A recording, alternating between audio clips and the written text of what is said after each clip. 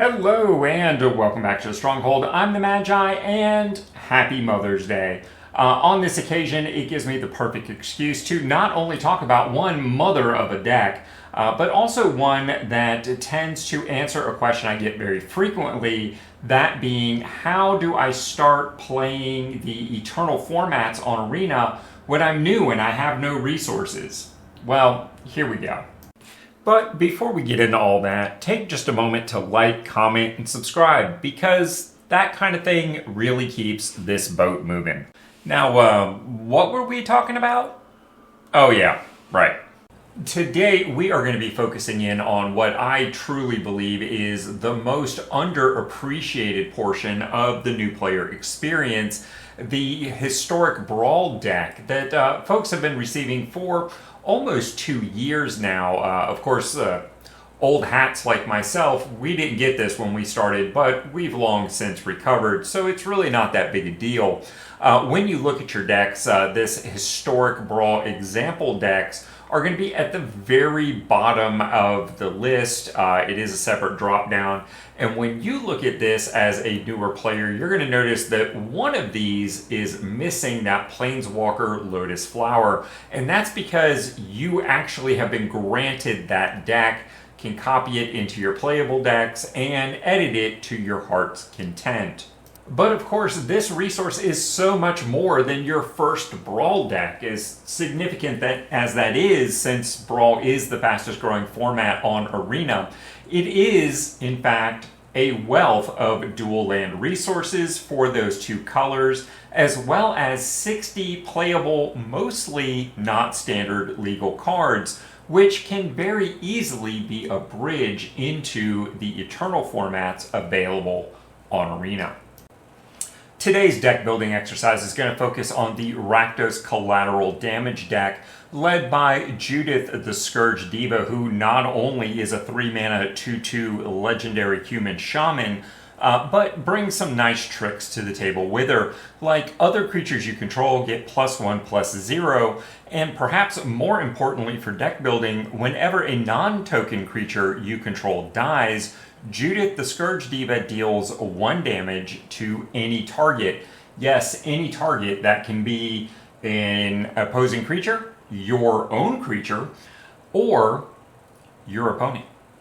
On closer examination, EDHREC, a somewhat authority on commander decks and play, have her showing up in 948 individual decks, giving her an overall commander rank of 1,220.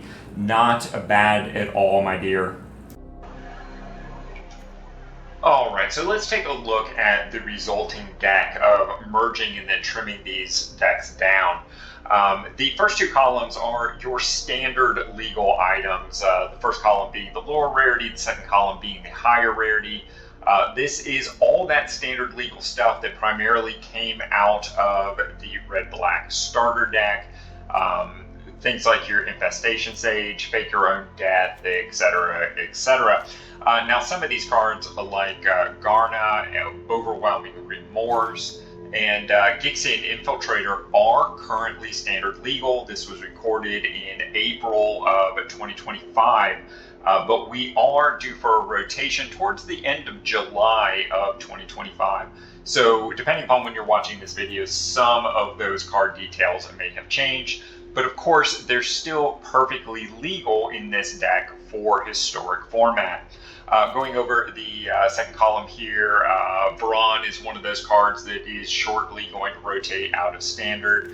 Bloodghast, of course, is going to stick around for a while, even though the copy that you get in the Brawl deck does not have the standard legal set ID on it.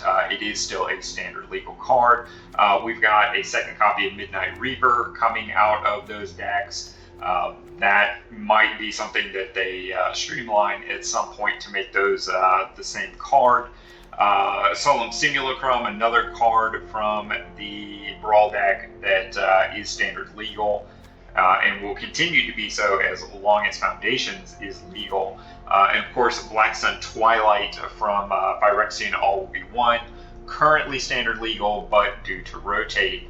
Now, the next two columns, we've done the same thing, but these are the cards coming directly from Brawl that are only historic playable, or I should say only eternally playable. They are not legal in standard. Shambling Ghast, Blood Artist, Deadly Dispute, Morbid Opportunist, Nightclubber, and Sir Conrad, bringing in the lower rarities. For the higher rarities, we've got Dreadhorde Butcher, of course, signature card from the Brawl deck, Judith, Rekindling Phoenix, Junji, and the Hangerback Walker. The mana here is pretty simple.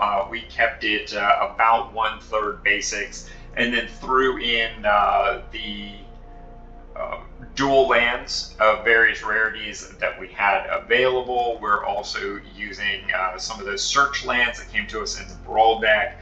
Let's go grab our basics. And believe it or not, the only wild card that is being used here is for Fabled Passage. This is a card that I highly recommend crafting for standard.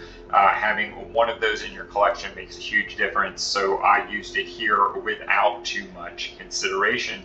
So there it is, guys. You have a 60 card historic deck if you happen to get the Judith Brawl deck, and that's basically without spending any wild cards whatsoever. In completing this deck building exercise, I only considered cards from the Collateral Damage Brawl deck and the Reckless Raid deck, mostly because I think that this should encapsulate and represent most of the ideal synergy sources just between these two decks.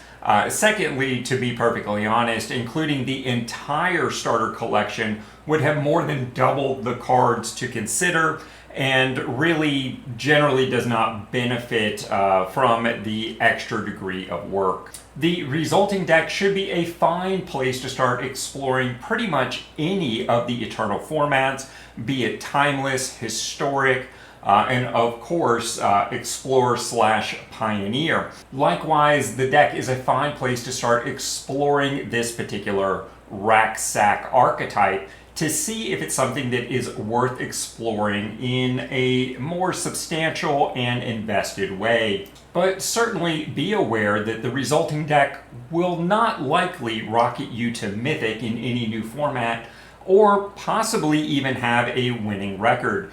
This is about exploration and growth. Success may come later. Whether it's now or later, when you start to explore this particular deck and its archetypes and formats more thoroughly, I highly recommend that you search your collection for the keywords sacrifice, die, and graveyard. These should all be prime candidates worth considering for inclusion in a deck like this. And because there's so many more cards in your collection that I simply can't predict, this is legwork that is worth you doing. And there you have it, guys. Those are my thoughts on the subject of breaking into Eternal formats through the free Brawl deck. But of course, if you are part of the likely 80% or more of new viewers that did not get Collateral Damage as their Brawl deck, don't you worry, we're going to explore this concept, each and every one of the other Brawl deck options to build similar power level decks. So let me know, what do you think about building a deck under this methodology? How did the deck work for you? And what improvements would you recommend for this or the process in general? Get down in the comments, guys. Let me know what you're thinking. And perhaps even more importantly, which of the Brawl decks do you want to see first? Comment down below. Let me know, guys.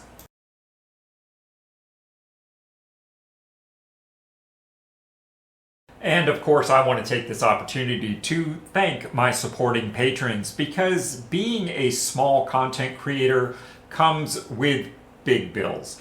And I just couldn't do everything that I do without their monthly support. Thanks, guys. And of course, if you enjoyed this video and found it helpful in your arena experience, we have a few suggestions for what you could watch next.